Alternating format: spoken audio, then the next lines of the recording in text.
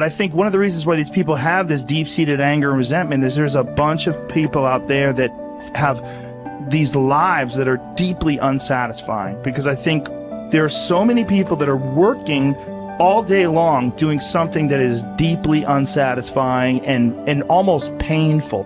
Yeah, it's soul killing. Soul killing. Yeah. They're stuck in traffic all day, and then they're stuck in a cubicle after that.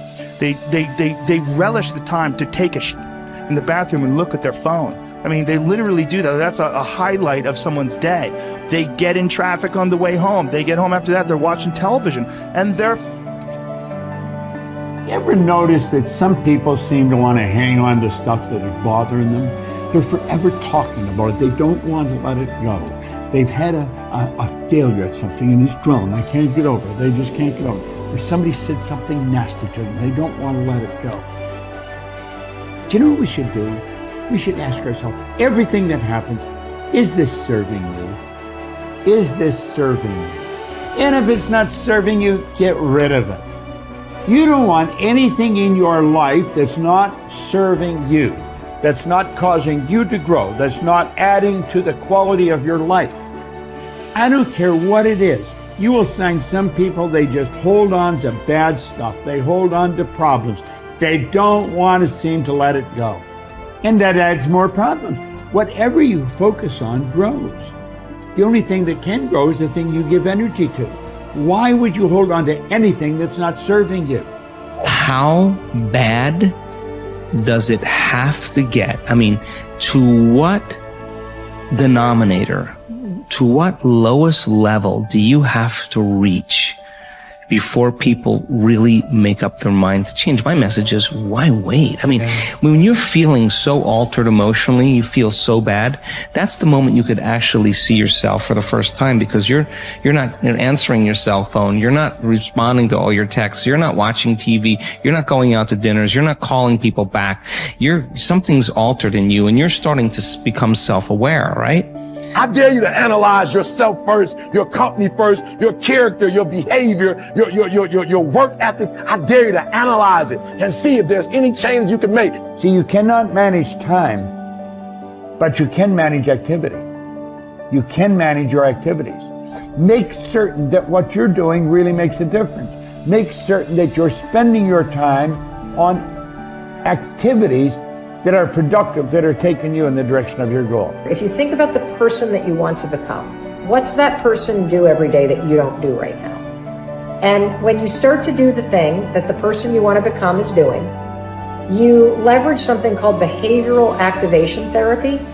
And that is a whole body of research that says when you act like the person you want to become, it's the most powerful way to change a habit. It's even better therapy than talk therapy, because the action proves to your brain that you're becoming that person. You're seeing the change through the action, and so then the brain catches up and starts to relate to you like a person that's confident, or a person who adores their appearance, or a person that celebrates themselves exactly as they are. Before you start the day, ask yourself, how do I want to think today? How do I want to feel? How do I want to behave? I mean, what would greatness look like? What would love look like today? What could I do that would be really cool for me at the end of the day? Say, wow, so I had a good day today. What would make me feel that way? And if you can't find an answer to that, start reading. Who reads anymore? Read a book. I read so many books a week. I know, I'm that way too. So read something about, you want to be wealthy?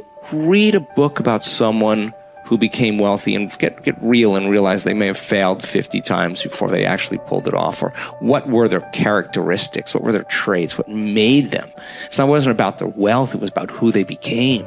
That's the key, right? So fill your brain with a little knowledge, and then just start asking yourself, what's the greatest expression of myself that I can be today? And rehearse it. Rehearse how you're going to be. And then if it leads to a different choice, that's the unknown. Mm-hmm. And just know that it's not going to be predictable. It's going to be a little uncomfortable.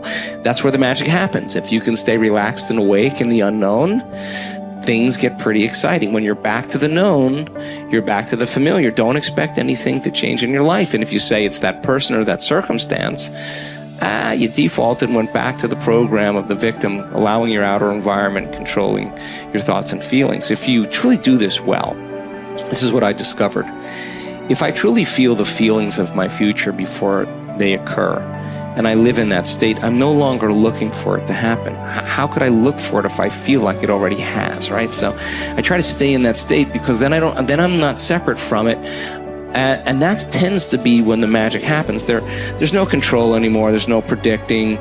There's no perfectionism. There's none of, all there is just kind of an experiment. Like, I'm experimenting to see if I changed my thoughts and feelings, if my life will change. And that should be the experiment everybody has. And do it with curiosity, and do it with just seeing if the experiment works. If it doesn't, change something else about yourself until it starts to work. Deciding who are we going to be. You know, we shouldn't hope to end up one day a magnificent, strong, beautiful, capable, kind, loving person. We should start living like that today, hopefully, so that we become that. That who we become is not an accident, but hopefully a purposeful intent. That our days and how we approach our days are literally driven by the intention of who we're going to bring.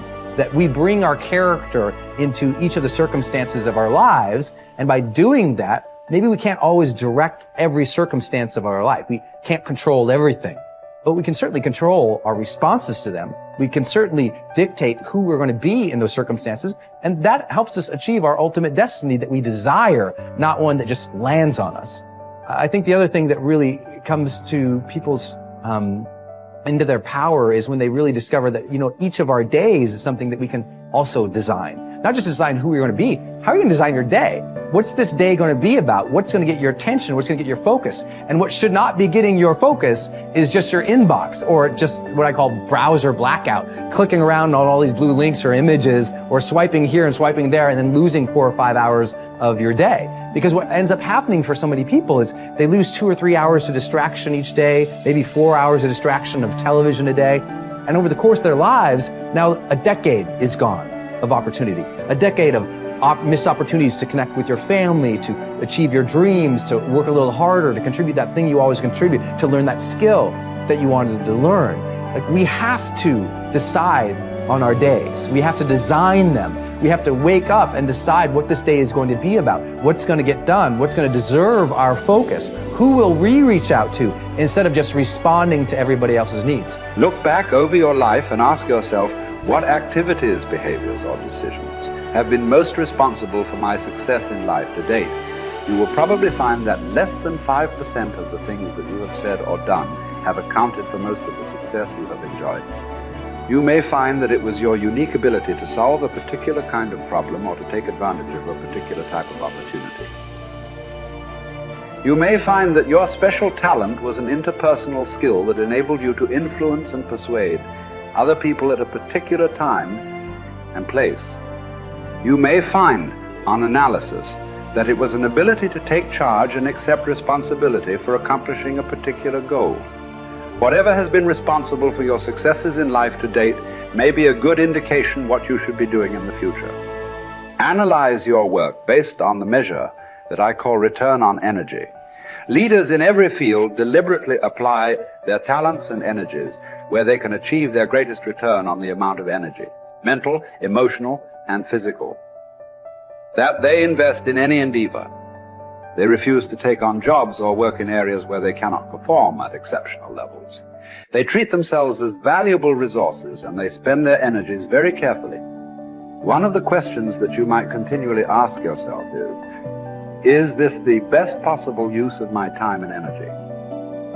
Is what you are doing right now the most valuable thing that you could be doing, given your particular combination of talents and abilities? Often answering this question will help you to see that there is a vast difference between what you are currently doing and what you should be doing if you want to be fulfilling more of your potential. Once you have chosen your ideal job or occupation for this stage of your career, your biggest responsibility is to make the decision to become very good and then to become excellent at what you do. In a lengthy study on successful Americans, the Gallup organization discovered that expertise, or being recognized by your peers as one of the very best in your field, was one of the essential ingredients for success in American life. We said before that self-confidence comes from positive knowing rather than positive thinking. It is only when you know that you are outstanding in your chosen field that you really feel terrific about yourself, and that you enjoy high levels of self-confidence. Men and women who are good at what they do and who know that they are good at what they do are very different from those who are only average. They walk and talk and dress and behave differently. They have an attitude of assurance and certainty about themselves that causes them to stand out in any group. They have a deep down sense of self-worth and self-confidence that is evident to everyone around them. The quality of a person's life is in direct proportion to their commitment to excellence, no matter what their chosen field.